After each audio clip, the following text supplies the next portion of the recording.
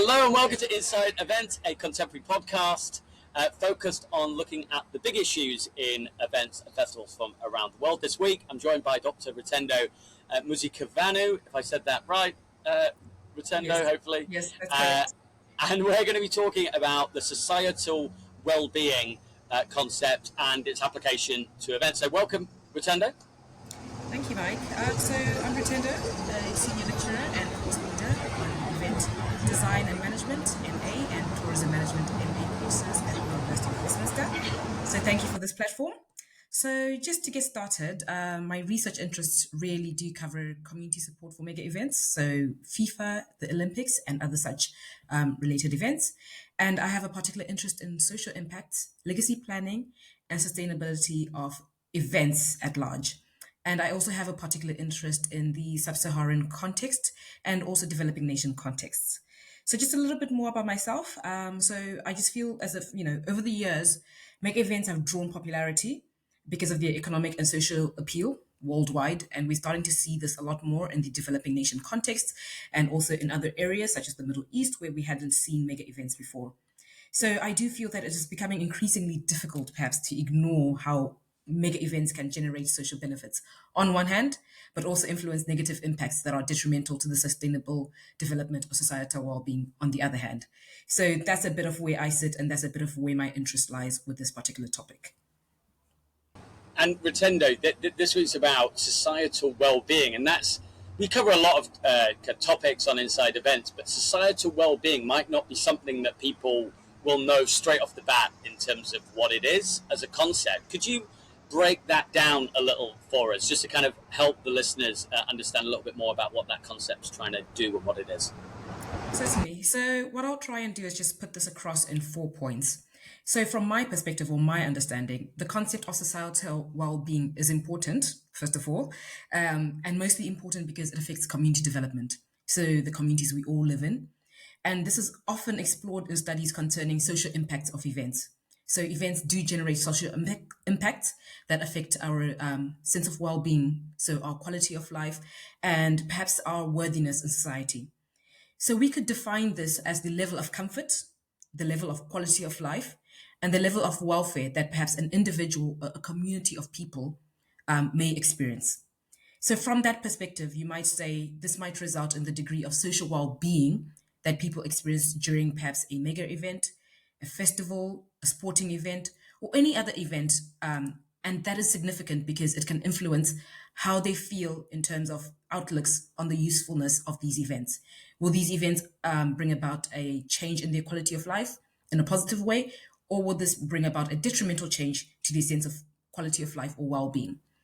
So if we're looking at this, there are many social impacts, right? So for example, an atmosphere of celebration, that's really positive.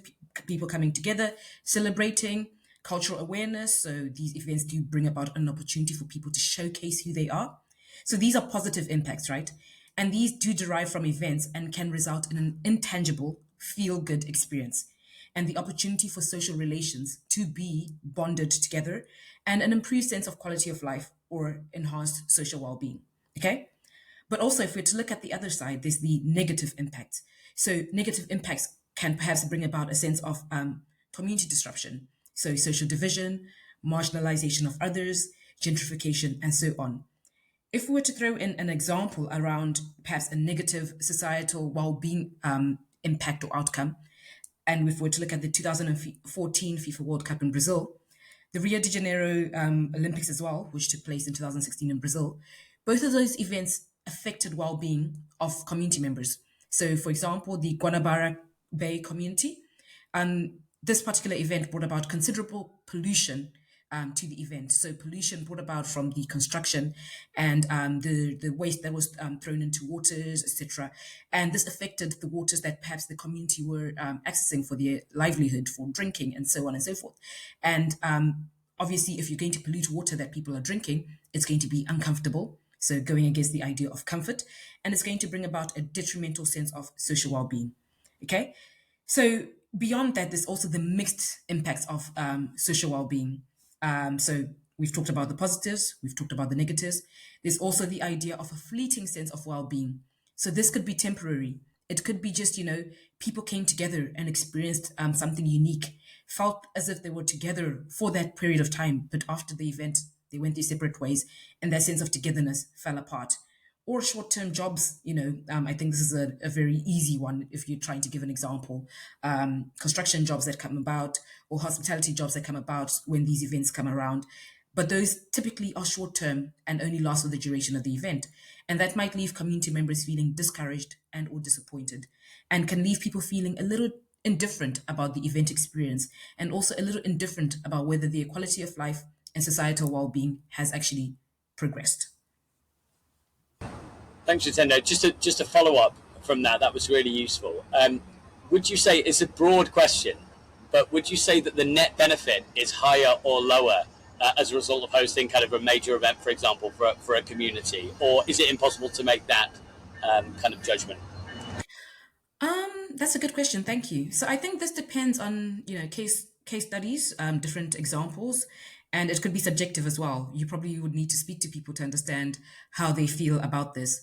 So I might draw on the example of perhaps the FIFA 2010 World Cup, which is what I looked at when I studied my PhD several years ago, and I went and spoke to people 6 years after the event, and overall they had a mixed response. So there was a bit of negative, a bit of positive.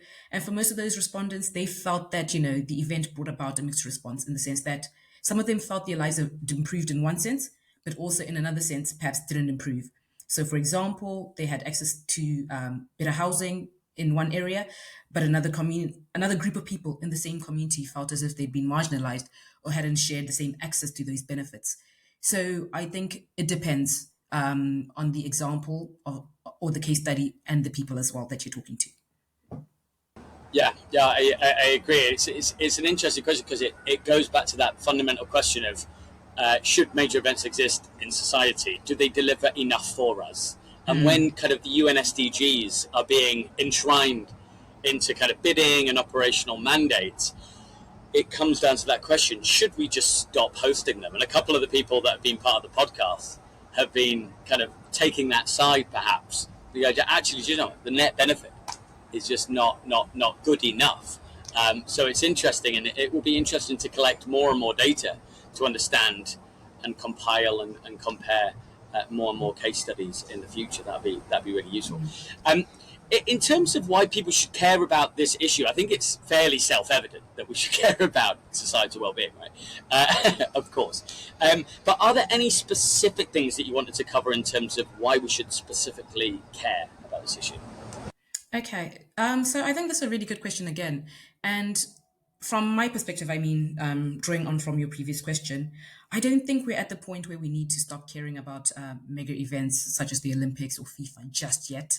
They still do generate a lot of positives that are intangible and that do bring about a sense of, improvement to our social well-being and our social lives, especially in a world where we are really caring about, diversity, inclusion, and equity. So I still think there's a lot that can be done with these particular events. And this is also leading into perhaps why listeners should care about this concept. I do think that events at large can enable transformational changes. So how they transform way of life, they can also improve upon social well-being, as mentioned in some of the early examples, right? So the experience itself can facilitate a means for a community or for community members to foster a sense of togetherness, a closeness with one another. So if we were to look at some of these examples, again, looking to the example of South Africa, where this particular country experienced apartheid, and through hosting repeated events at, on this large scale, they've been able to bring together the different ethnicities within South Africa to be able to perhaps heal and and face the hurts of the apartheid era, which is something that would be otherwise difficult to do without perhaps celebrating in a way that brings people together, where perhaps we can forget about the things that have hurt us in that way. I know this seems like a very simplistic way of presenting it, but I do strongly feel that these events can help in that healing journey when there is, things such as, division, social division, and social hurts, etc. They do create opportunities for people to showcase awareness as well, mutuality, and compassion for others. Yeah, no, that's really useful. And again, it kind of comes back to that general question, that a few people have mentioned again. Couldn't we just do that without having a major event. Like I'm pro major events, right? You know, I am like I sit primarily on that fence that I think that they're overall a good thing. They need to be tweaked, but they're a good thing. Can't we deliver some of those benefits of bringing cohesion, social cohesion together through not having the major event, or is there something just fundamentally too special about hosting a major event? I think that's a really good question, and this can be achieved outside the context of perhaps major events, mega events, etc. However, I feel that there's a uniqueness that comes from these particular events, the celebratory atmosphere. If you've ever been to one, there's an electric sense, of togetherness. It's almost as if you are carefree in that moment. All the things that perhaps mattered before are suspended. There's a liminal experience. You are just there. You'll find yourself sitting next to somebody who, under normal circumstances, you'd never entertain. You'd find yourself having a conversation with somebody who you'd never look twice at, and perhaps talking about things that normally you wouldn't, talk about. So, in as much as these scenarios could perhaps be set up outside of the context of a mega event, I feel that the atmosphere itself and the idea that particular sport events do bring people together, or cultural events that are celebrating perhaps a particular culture or a particular group of people, they allow us to be suspended into a liminal experience that is quite different and difficult to curate outside of these events. I agree. Like I really, really agree. And for me, these large scale events are facing a lot of criticism at the moment. And but we all know that they have this power, this transcendental power, the power to bring people together, unlike anything else. It seems like the problem is more a matter of collecting data on it, and comparing and contrasting and understanding its power, its psychic income, its motivational value. How going to a fan site, for example, can improve your motivation to then maybe go into work and kill it that day, right? And that sort of thing. And it's an epistemological problem in my view, and it's very difficult to access that kind of data, get people to reflect on that data, collect it, analyze it, but it doesn't mean that it doesn't exist. And the kind of, I would say, the doomongers of the major events, I think that they just lack the data that supports the other side of the coin. I think that the negative sides are more obvious, and the positive sides are actually kind of less obvious. But yeah. In terms of the way that concept of societal well-being has evolved, um, uh, how would you say that it's evolved maybe over the last kind of decade or 2 decades, Rutendo? Okay, so I think one of the important things that's come about, and also this follows on from your comments, is longitudinal studies, for instance, which have allowed us to perhaps go back to those same communities, revisit the same people who we've spoken to understand their lived experiences over a period of time, to understand whether the experiences have continued, whether it's a negative experience that has continued, or negative that's turned to a positive, or that's turned to a mixed experience, or vice versa, a positive that's changed, etc. There's so much richness in that, and that also equips us or informs us on how perhaps the relevance of these events and what we could do better in the future. So I guess the assessment of these events has routinely assumed an economic perspective, but moving away from that, looking at the social legacies has brought about perhaps a clearer understanding of the influence of these events on community way of life. So improved sense of well-being, as mentioned, outcomes generated through feel-good, intangible experiences. You can't quantify those, but you can speak to people to understand how their lived experiences have improved. You might be able to get additional evidence to the long-term value of perhaps a mega event and its social legacies. And over time, that knowledge will provide, researchers, practitioners, governments, etc., comprehensive evidence to articulate the influence of events on people's sense of social well-being over time. And again, I do feel that literature is also exploring the concept of social sustainability through the lens of perhaps social capital, social infrastructure, social justice and equity, human capital and well-being. These are all elements that are also linked to the UN's SDGs. So features of social sustainability ranging from quality of life to stakeholder participation. And again, in recent times, we've seen the valuation of individuals' well-being being used by their sense of, or measured in their sense of satisfaction, in terms of a unit of measure, right? And this can be articulated in the sense of happiness and how long that sense of happiness can last, or the sense of well-being that the host community feels, the pride that they attach to this event, the goodwill they're willing to lend to the event, how welcoming they are or how receptive they are to perhaps tourists visiting or, fans coming from outside of their town. So that feeling of pride and passion evoked as a result of experiencing something positive. And again, I would like to say perhaps more recently, researchers have been cautioning, that positive legacies do not just happen spontaneously. And neither are they guaranteed. Just because we've seen it in one event, it doesn't mean it's going to happen in another event. So a crucial feature of realizing positive impacts should be the ability to maintain those benefits. And how we could perhaps do that is through, understanding from those people who've lived through those experiences what those experiences are, what they mean, and then over time being able to track them and using satisfaction as a measure of understanding the impact, the social impact of events on societal well-being. Thanks, Rutendo. That was really comprehensive, and I guess we've seen some of the major mega events having a longer, protracted lead-up period of time now. Like for example, Brisbane 2032 has a considerable amount more time to think about these local integrations of the event and how they can kind of create some more kind of better social and cultural programming in the lead-up time. I fear though that it's like Parkinson's law. Time just expands to fill itself, right? And so whether they actually leverage that period of time leading up, because the whole kind of argument from Holger Prus was around, how these things generate amazing pre-legacies, right? Pregacies, and not that much work is done looking at that pre stuff. It's often on the post stuff, or it's on the live staging and what the implications are of that. But there's a huge amount of value that's accrued in the lead up. I just think to Japan and Tokyo 2020, they were hit by COVID. And a lot of people are like, oh, well, it was a waste of time. No, it wasn't.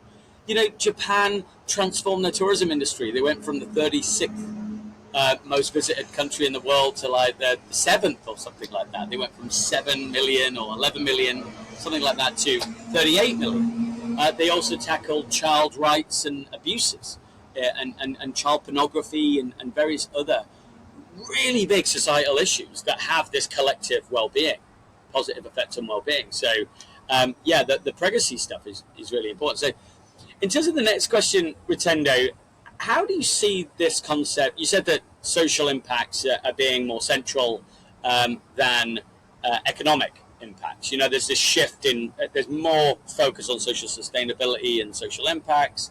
Where is the idea of societal well-being as an idea going in the next kind of years, decade or so? Okay, so I do think that's quite an important question, right, in terms of the future trends and how we're tracking those and how we are also centering perhaps the experience of mega events and other such. So I think given the significance and the priority that we've given to the UN's SDGs, there's a great push for sustainable benefits, right? And this is now considered a key event outcome. You can't talk about anything without articulating the SDGs or identifying a couple of SDGs and where they sit in the bigger picture. So from my understanding, one of the key tenets of sustainability really is social growth, right? Which gives way to a focus on stimulating positive social impacts that really should foster sustainable development measures. And in the long run, I think I'm really, really particular on the long run and not just the immediate, improving community way of life. Again, if we're looking at, not just from when the event starts, but from before the event, tracking all of that, or how we can even leverage from other events, even if we're talking about, the 2032 events, right? How are we going to leverage off the current Women's FIFA World Cup, for example? How do we tack on all of those experiences and perhaps look at how we can improve way of life in the long term? So I think sustainability is an important future social impact that needs to be addressed by all stakeholders. And if we're also then to look beyond, the sustainable collective well-being of people, we need to think of how hosting events, how we can see them as vehicles that can help foster sustainability through the generation of suitable impacts. So activities that have longevity. I think what you were talking about just before I came in again. So sustainable event practices that can be assimilated into the local way of life, so that they are not just done away with at the end of the event, but they start, to become a social way of life, inborn in how they do things, inherent to how they show up in life, and how they shape all other activities taking place within that host community. That's probably one of those next steps we need to start looking at. And then other future trends, perhaps, if we're looking at societal well-being, the growth of innovation, perhaps, how do we innovate beyond ourselves to perhaps consider reducing carbon emissions? Again, those are some of those changes to day-to-day life that we could bring about through improving our social well-being. How can we, on a day-to-day basis, perhaps adopt some of the practices from these events and just continue them as we go along? Again, the adoption of technology and other modernizations that can help safeguard positive transformations. How can we use technology and AI, for example, to perhaps safeguard all of that and promote good rather than bad? And then perhaps I would say lastly is looking to matters on DEI, so diversity, equity, and inclusion in the event space. How do we then look at this in terms of, there's the notion that the privileged have often continued to benefit from these events, furthering their own sense of well-being, furthering their own sense of wealth at the expense of others. So typically we find that, they get access to tenders, they exploit community resources, they trample on others to get to their own goals. So how can we perhaps bring about a sense of equity in all of that, and reduce the gulf in pre-existing social inequalities and reduce the gulf in how people experience these events? So perhaps, a significant change that we can look at is the degree to which events can help reduce social inequalities through better legacy planning, taking this back to, perhaps the pre-legacy planning and not just the legacy planning at the time of the event and after. But how can we have legacy planning that does not compromise the well-being of others in the long term? And, perhaps look at a desired future state of equity that helps to safeguard well-being as a basic human right in society. Again, taking us back to those UNDGs, in terms of societal well-being being a basic right, and it needs to be accessible to all as well. That's really useful, and I think that when you see rights and social responsibility at the core now of bid strategies, which we increasingly see, and there's so many people that are applying pressure. Hopefully, these things will have a much more kind of stronger social impact and tackle some of those deep-rooted structural problems in all the destinations that host them. Rutendo, I was going to just kind of finish by asking you if there's any specific resources that you would suggest people might look to, any reports, academic papers, etc., that you might suggest that people look to, and we can also include those underneath the podcast as well as further reading. Okay, so I think firstly, this podcast itself offers a wide range of resources that can help one's, understanding of the wider topic of societal well-being. So not just listening to this particular season, but going back to some of the content from before. Again, academic journals, I always feel those are a really good place to start off with. And they typically offer us a specific focus on event-related issues. Again, so for instance, the Event Management Journal that typically curates a number of special issues that focus on really, really good topics. So I think that's a good place to start if you're looking at event-related content. And then beyond that, if we're looking at perhaps media outlets, The Conversation, some of you may know it, some of you may not, but it's an academic-based media outlet that offers academically informed commentary. So there's a lot of commentary on key issues such as, societal well-being. And then beyond that, handbooks, they typically offer us an understanding from a conceptual perspective or definitions or the foundation of our own thinking.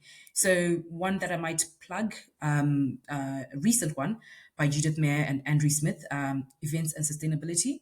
Can events make places more inclusive, resilient, and sustainable? So beyond that, I think there's a lot of material that exists, but those are some really good starting points to begin with.